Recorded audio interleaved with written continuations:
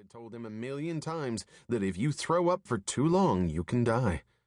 Protecting Isabel was his sacred duty, and he would do it no matter what, even if he had to die himself. It was part of the code of honor he'd adopted a few months after his sister was born, when he'd sworn himself in as a knight. This was after he'd read a book about King Arthur and the Knights of the Round Table, which his mother had stolen for him from the library, but he wasn't playing some stupid pretend game. Even the book said that knights weren't only in the past, and anyone could be one. True, the boy had never met another knight, but that wasn't surprising since knights had to sacrifice everything to uphold the code, and that was hard, even for him. But whenever he wanted to renounce his knighthood and go back to being a regular kid, he remembered his honor, and how no one could take it away from him. Not his mother, not the cops, and certainly not this selfish asshole who wasn't going to stop Danny knew, no matter how much he begged.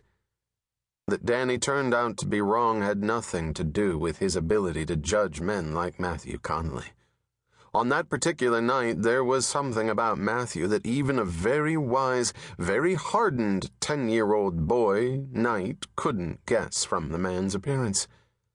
The rest Danny had gotten right, uncannily so. It was true that Matthew was what most anybody would call rich, given his upper six-figure salary. His stock options at Astor Denning, the pharmaceutical company where he was a VP. The top-of-the-line Porsche 911 he'd bought with last year's bonus. His property investments across the city. Though he was leasing the loft where he'd lived for the last 2 years, an upscale but not intimidating place, perfect for his friendships with scientists. It was also true that he was walking quickly, not because he had a flight to Tokyo in the morning, which he'd put out of his mind, but because it felt good to move. Not as wonderful as it had on the dance floor, but still good. The idiotic humming was a carry-away from the club he'd just left, a way of remembering the woman he might have taken home with him if this were a normal night. Yet it had been anything but. At 7:30, he'd gone out to dinner with a nationally known med school professor who'd agreed to testify before the FDA on behalf of Astor Denning's new diabetes drug. Matthew's goal was to make this guy happy, to give him the right food, the right wine, the right conversation, even, if necessary, the right women. But the only thing the good doctor really wanted was to try MDMA. Ecstasy. He was recently divorced. He thought he needed a drug that would release his emotions about his ex-wife.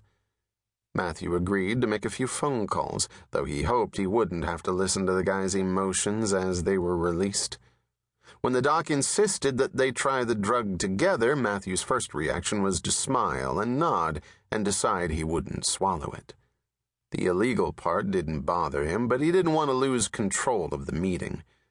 But then the doc said they'd know they were tripping when their pupils dilated, and Matthew realized it might not be easy to fool this doc, even if the guy was high.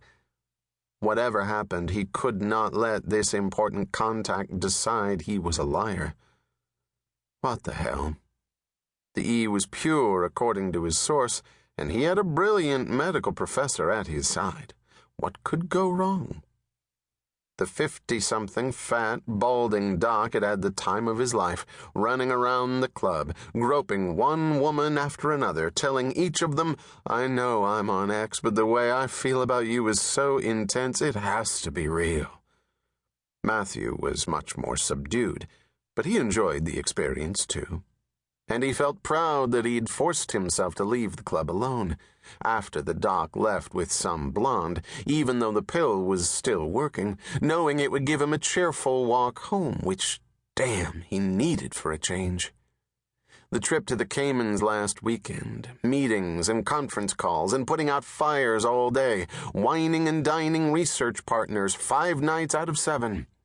All of this was making him feel unusually tired, though he was determined to prove that nothing had changed, despite the fact that he'd just turned 40. He was in great shape. He could always party like it's 1999, even if that particular phrase was one he kept to himself, fearing it would date him with the hot 20-somethings he invariably found himself attracted to, rather than